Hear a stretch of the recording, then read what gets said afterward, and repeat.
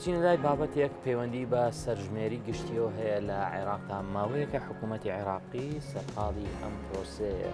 ئێستا هەردوو پارێزگای زیقار و دوهۆک دەستنیشان کراون بۆ ئەوەی تاقیکردنەوە لەسەر چۆنێتی بەڕێوەچوونی ئەم پرۆسەیە ئەنجام بدرێت. کەم و کورتەکان لەوێ دەستنیشان دەکرێن بۆ ئەوەی لە سەرژمێری گشتی هەر کاتێکی بۆ دیاری کرا نەکەونە هیچ هەڵەیەکەوە. ئێمە ئەزمونێک هەبێ بەڵێ بۆ ئەوەی وەکو هەڵبژاردن چۆن ئێستا سبێنێ پرۆسەکە بەڕێوەچێ ڕۆژانی ڕابردوو تێستێکە بوو تاقیکردنەوەیەک بۆ ئەوەی ئەم شتانە ڕوونەدات. بەڵام زای هەرێمی کوردستان پێگەی چیە لەم سەرژمێریە بۆ هەرێمی کوردستان چۆن هاوکاری حکوومەتی عێراقەکات بۆ ئەوەی ئەم پرۆسەیە لەسەر تاسەری هەرێمی کوردستان و عێراقدا بەسەرکەوتوی بەڕێوە بچێت. لە ستۆدیۆکانمان لە هەولێر بەڕێز سیروان محەممەد سەرۆکی دەستەی ئاماری هەرێم میوانە لەگەڵمانە و گفتوگۆ لەسەر ئەم تەوەرەیە دەکەین. زۆر باشە.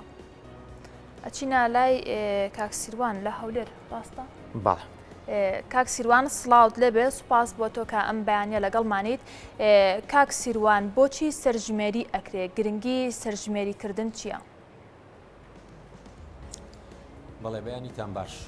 سەرژمێری لە دنیادا لە دوای ساڵانی 50 گرنگیەکی ئەو تۆی گەورەی پێدرا تا پێش ساڵانی 50 ڕەنگە زۆر گرنگی پێنەرە ئەهانتوانی لە ڕێگای چەند ڕوپیەوەیەکەوە داتاکان کۆبکەنەوە. بەڵام لە دوای 55 ساڵی 1955 نەتەوەی گرتوەکان بە گرنگی زانی کە وڵاتان 10 ساڵ جارێ بەلاینی کەمەوە سەرژمێریەک ئەنجامن، چونکە گەورەترین پرۆسەیە کە حکوومەت لە ڕێگایدا توانێت بگاتە هەموو ناوچەکانی وڵاتەکەی لە دوورەوە تا نزیکەوە هەموو خێزانەکانە بینێ. لە عێراق گرنگیەکی تایبەتی خۆی هەیە ئێستا لەبەرەوەی لە ساڵی 1970ەوە سەرژمێری گشتی ئەنجام نەدراوە وەکو هەمومانەزانین. ئیتر ئەو هەوڵانی کە هەیە بۆ ئەنجامدانی سەرژمێری بۆ ئەوەیە کە ئێمە بتوانین لە عێراق و لە هەرێمی کوردستان داتای ڕاست لەسەر تاک خێزان، باری ئابووری، باری کۆمەڵایەتی، باری تەندروستی، باری پەروەردەیی بۆ پلانەکانمان لەسەری دانین، چونکە تاوەکوی ساوەکو باسم کردێمە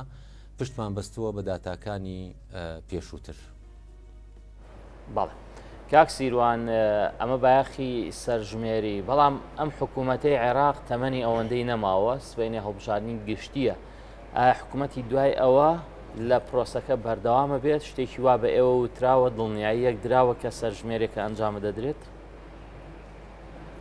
نا هیچ دڵنیاییەک نییە. خۆی تاوەکو ئێستاشە و مۆزوعی سەرژمێری هێشتا یەکلایی نەکراوەتەوە لە عێراق. بەڕاستی ڕاستە ئەوەی کە باستان کرد ئەم هەفتەیە لە ناوەڕاستی ئەم هەفتەیە تیمەکان لە بەغاوە گەن تیمەکانی دەستا چنە پارێزگای دوهۆک بۆ ئەوەی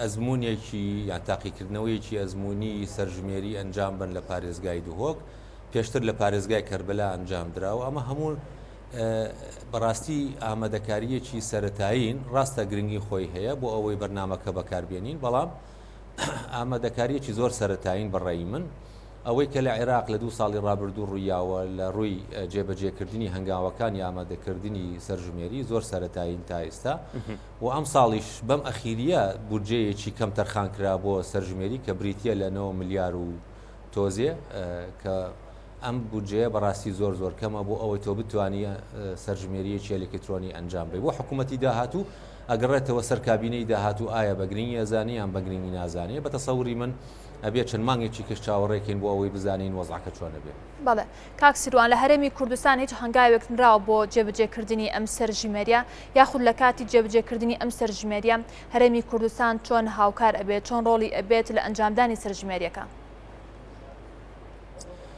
ئەنجامدانی ئامادەکاریەکان بۆ سەرژمێری لە هەرێمی کوردستان بەسراوە بە بەغاوە. هێشتا یەکەم شت ئێمە سەرڕایەوەی کە تێگەشتێکی تەواو هەیە لە نێوان وەزارەتی پلاندانانی حکوومەتی هەرێم و وەزارەتی پلاندانانی عێراق تاوەکو ئێستا بەشی هەرێمی کوردستانیان وەزارەتی پلاندانان لە بودجەکەی سەرژمێری بۆ ئەم ساڵیش کە بریتە لە نزیکەی ملیارێک و 233 میلیۆن دینار نەگەیشتووە بە دەستمانیان بەدەست وەزارەتی پلاندانان. ئەمە خاڵێکە. خاڵی دووەم بڕیارەکانی ئەنجامدانی سەرژمێری هەمووی لە بەغاوە دەرەچن. هەر بڕیارێکە لە بەغاوە دەرچێ بۆ ئەنجامدانی سەرژمێری ئێمە وتومانە کە زۆر پابەند دەبین پێی و پێشمان باشە کە سەرژمێری ئەنجام بدرێ.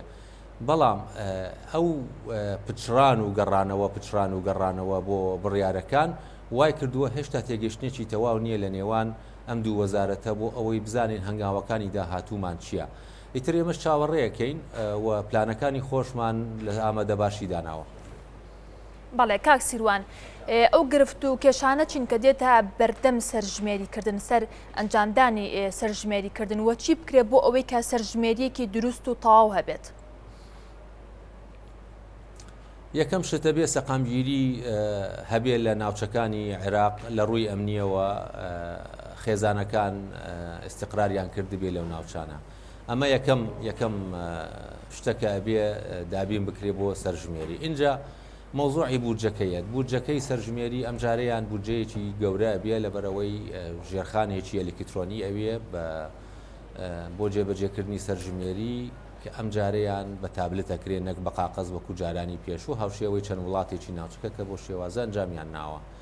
ئەمە دوان سێمیان ئەبێت تێگەیشتنێک هەبێ لە نێوان حکوومەتی هەرێم و حکوومەتی عێراق لەسەر چۆنیەتی ئەنجامدانی سەرژمێری لە ناوچە کوردستانیەکانی دەرەوە، چونکە ئێمە مەترسیمان هەیە کە ئەنجامەکانی سەرژمێری بەبوونی خێزانی ئاوارە یان ئەوانەی کە هێنراون بۆ ئەو ناوچانە ئەمرێکی واقع پیشانبات بۆ دواتر. ئێمە ئەوانەمان هێشتا یەکلایی نەکردووە و خاڵانە و سێ خاڵێک کە باس کراوە. هەرچەندە ینی ئەکرێ ئیشی لەسەر بکرێ، بەڵام ئیشەکە بە بۆچوونی من ئەبێ بە بەردەوام ئیشی لەسەر بکرێت، نەک مانگێ ئیشی لەسەرکەی و 4 مانگ بوەستی، مانگێک ئیشی لەسەرکەی و 4 مانگ 5 مانگ بوەستی. ئەمە بەڕاستی وا ئەکات کە سەرژمێری هەردووا بخرێت و ڕەنگە لە کۆتاییشدا ئەنجام نایرێت. باڵێ کاک سیروان بابەتی سەرژمێری هەڵبەت پەیوەندیەکی ڕاستەوە خۆی بە دابینکردنی بودجە و بژێوی هاوڵاتیانیشەوە هەیە بە تایبەتی بۆ هەرێمی کوردستان. ئێمە لە سەدا 7مان هەبوو بۆ بودجە و ئێستا کراوە بە 12.67. ئەم سەرژمێرەیە یەکلایە کاتەوە ئێمە چەندێکی عێراقین؟ ئای بە تەکیدەوە یەکلاییە کاتەوە طبیعی. ئێمەش ینی دائیمەن وتومانە ئەگەر هات و سەرژمێری ئەنجامما و کاتە ئەزانین ڕێژەی ڕاستەقینەی دانیشتوانی سنووری هەرێمی کوردستانی ئێستا چەندەوە عێراق و کاتە ناتوانێت پاشگەز بێتەوە لەوەی کە بڵێن ئێوە ژمارەی دانیشتوانتان ئەوەنەیان ئەوەنە نییە. ئەمە یەک دووش ئێمە ئەوارەیەکی زۆرمە و پەنابەری زۆرمان هەیە لێرە کە لە ناو هەرێمی کوردستانن و هەردووچیان نزیکەی میلیۆنێکن. ئەمانەش داخڵی حساباتی بودجە ئەکرێت چکە و کاتە تۆنا عێراق ناتوانێت بڵێ من تەنها بودجە لەسەر ئەساسی ژمارەی دانیشتوانی خودی هەرێمدانێم و ئاوارە و پەنابەری لێ دەرەکەم چکەوانە لە هەرێمی کوردستانە. باڵێواتە ببوورەترێ مەبەستمان ئەوەیە تەنها خەڵکی هەرێمی کوردستان هەژمار ناکرێت لە سەرژمێریەکە ئاوارەی ناوخۆیی باڵێ ببوورە ئاوارەی ناوخۆیی و هەروەها پەنابەرەکانیش ئەو کاتە لەسەر هەرێمی کوردستان هەژمار بکرێن و بگەینە 20 عێراق ڕازێ بێ گریمان ئەگەر ژمارەیەکی وا دەرچێت ڕێژەیەک خۆی ئەوە تەکنیکیان ینی لە ڕووی فەنیەوە ئەوە وایە خۆی سەرژمێری لە هەموو وڵاتێک ئەڵێ لە کاتێکی دیاریکراودا لە ڕۆژێکی دیاریکراودا دانیشتوانی ئەو وڵاتە ئەو پارێزگایە ئەو ناوچەیە چەندە ئەو ڕقەمە وەرەگیریە ینی باری یاسایی ئەو کەسانەی کە لەوێنی تر ئاوارن پەنابەرن خەڵکی ئەوێن ئەوە مۆزوعێکی کەیە عیلاقی بە سەرژمێریەوە نییە. ئەڵێن ئێمە هەرێمی کوردستان لە فلان ڕۆژە لە فلان ساڵە ژمارەی دانیشتوانی بۆ نمونە 8 میلیۆنە. ئەو 8 میلیۆنە ژمارەی دانیشتوانی هەرێمی کوردستانن لەو کاتە. ئیتر ئەوە تەسبیت دەکرێ وەکو ژمارە، بەڵام لە ڕووی یاساییەوە ئەوە مۆزوعێکی کەیە و ناچێتە بواری سەرژمێری. ناڵێن ئێمە ژمارەی دانیشتوانی هەرێمی کوردستان ئیتر لەو کاتە ئەوە نییە و گۆڕانکاری بەسەر نایەت و هەروەها بۆ پارێزگەکانی تری عێراقیش کە ئاوارە و پەنابەری لێیە بە هەمان شێوە حسابەکرێ. ئەمە خاڵێکە پێویستە تەبعاً دواتریش لە نێوان هەرێمی کوردستان و عێراقدا ڕێکەوتنی پتەوی لەسەر بکرێ بۆ ئەوەی بەکارنەیە وەکو باسم کردواتر بۆ مەرامی سیاسی. بەڵێ کاک سیروان باس لەوە کرد کە ئەنجامدانی سەرژمێری پێویستی بە ئامادەکاری هەیە، ناکرێت مانگێک ئامادەکاری بۆ بکرێت و چەند مانگێک واسی لێ بێنرێت. لەبەرەوەی ئەنجامدانەکەی سەرژمێری گرنگە، ئەگەر ئێستا بڕیار بدرێت بۆ ئەنجامدانی سەرژمێری ماوەی چەند پێویستە بە ئامادەکاری و ئەنجامدانی بابەتەکەەوە؟ ئێستا ئێمە وەکو باسم کرد ئامادەکاریەکان زۆر سەرەتاین تاوەکو ئێستا ئەو تەجروبەی دووەکیشکەکرێ هاوشێوەی کراوە لە پارێزگای کەربەلا پێش چەند مانگێک ئێمە ئەگەر بمانەوێت سەرژمێری ئەنجام بین ڕەنگە پێویستمان بە 2 تا 3 ساڵی کارکردنی بەردەوام ئەبێ بۆ ئەوەی ژێرخانەکە ئامادەکاریەکان و پرۆسەکانی هاوشێوەی خۆی کە پێویستە بۆ سەرژمێری حازری کەین. ئێمە لە 2019 خەریکین 2 مانگی شەکەین وەکو باسم کرد 6 مانگە وەستی یان بودجە هەیە یان بودجە نییە. کاکسیروان کە ئەم بابەتە ئەنجامەکەی ئەوە گرنگە و پێویستی بەم ئامادەکاریە زۆرە هەیە بۆچی ئەم کەم تەرخەمیە کراوە یاخود ئەم کەم تەرخەمی لایەن کێوە کراوە کە چەند مانگێک ئیش کراوە چەند مانگێک ئامادەکاری کراوە چەند مانگێک وازی لێ هێنراوە. ئەمە گەڕێتەوە بۆ وەزارەتی پلاندانانی عێراق و حکوومەتی عێراق بەڕاستی من بەپێی ئەوەی کە ئەندامم لە دەستەی باڵای سەرژمێری لە عێراق ئەوەم بینی ینی ئەوان گرنگیەکی تەواوی نیان ناوە پێکە بیانەوێ سەرژمێریەکە لە ماوەی دیاریکراوی خۆیدا ئەنجام بن. بۆیە یعنی ئەو کەم تەرخەمیە گەڕێتەوە بۆ حکوومەتی عێراق و وەزارەتی پلاندانانی عێراق کە نەیتوانیوە تاوەکو ئێستا ئەم بابەتە بخاتە خاڵێکیان بکاتە خاڵێکی سەرەکی بەرنامەکەی هەرچەندە خۆی لە ئەعلام باسیەکە بەڵام ئەوەی کە بیرێ لە ڕووی واقعەوە بە پێچەوانەوەیە. بەڵێ کاک سیروان ئێوە تاکی چاوەڕێی حکوومەتی عێراقیەکەم بۆ سەرژمێری چونکە سەرژمێریکردن لە هەرێمی کوردستان ڕەنگە لە هەموو عێراق زۆر گرنگتر بێ بە پێوەی کە بودجە باسمان کرد بە پێوەی کە وەڵامێکیش بێ بۆ لایەنەکانی عێراق. ئێوە خۆتان هیچ دەست پێشخەریەکەن یاخود ئەمە بابەتێکی سیادیە و تەنها دەبێت حکوومەتی عێراقی بەم کارە هەستێت؟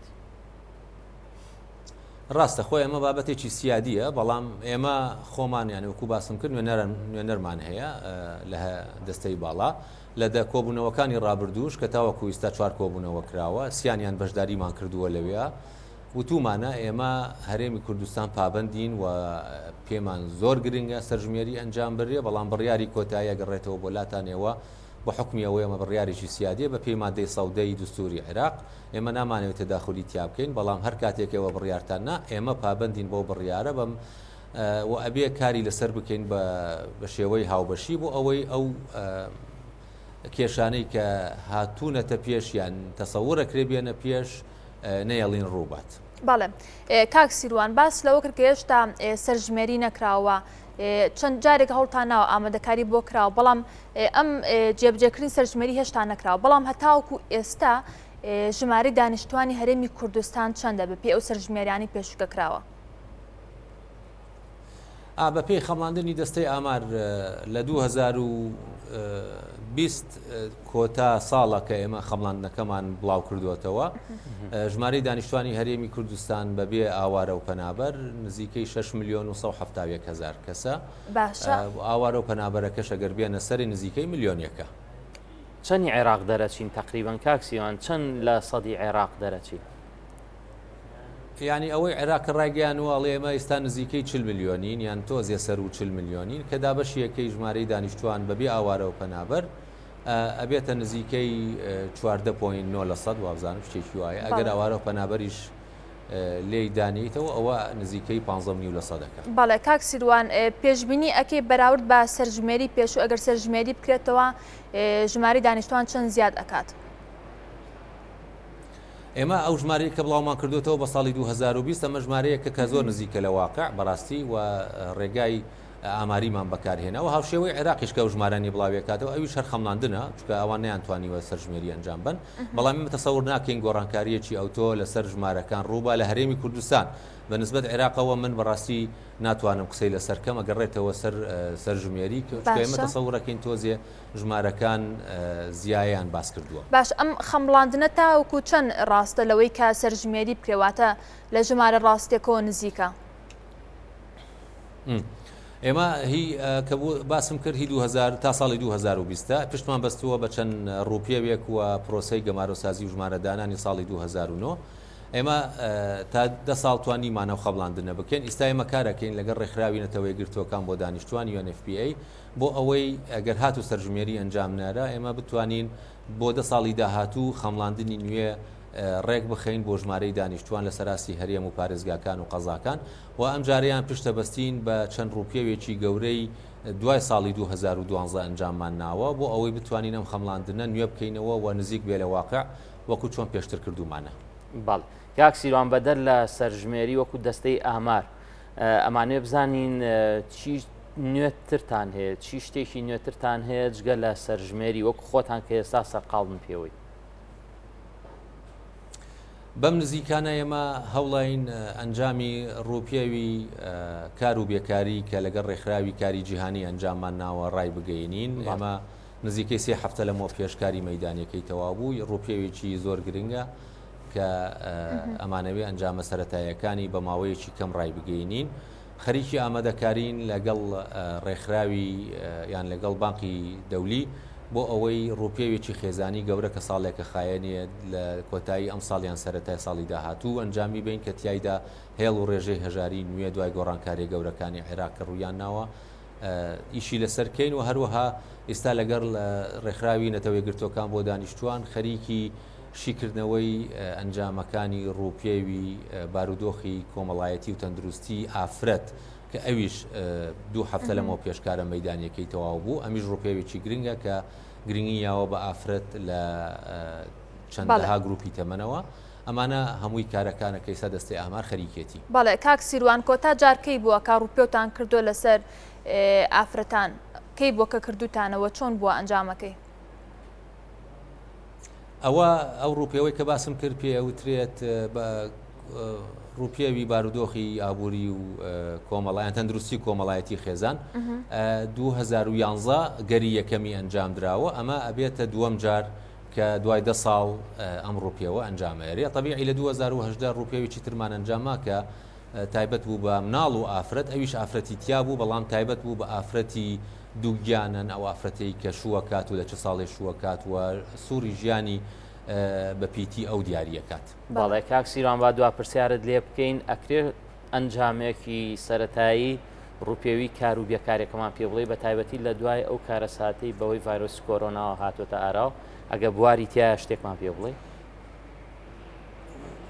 ئەزانی دەستەی ئاماری ئێستا خەریکی ینی پاکردنەوەی داتاکانە و ڕێخستنەوەی داتاکانە لەگەڵ ڕێکخراوی کاری جیهانی ئێمە ناتوانین هیچ ڕقەمێ هیچ ڕێژەیەک نەک لە بەرەوەی نامانەوێ بەڵام کارەکان تەواو نەبووە ئەمانەوێت لەگەڵ ڕێکخراوی کاری جیهانی هەمووی ئیشەکان تەواوکەین ئەو کاتە ئەنجامە سەرەتاییەکان یان ئەنجامە گرنگەکان ڕابگەینین تا راپۆرتەکە تەواوە بێتە سەوڕەکەم لە ماوەی مانگنوویەکی داهاتوودا بتوانین ئەم کارە ئەنجام بدەین. بەڵێ کاک سیروان محەممەد سەرۆکی دەستەی ئاماری هەرێمی کوردستان زۆر سوپاس بۆ تۆ کە ئەم بەیانی لەگەڵمان ئامادە بوویت.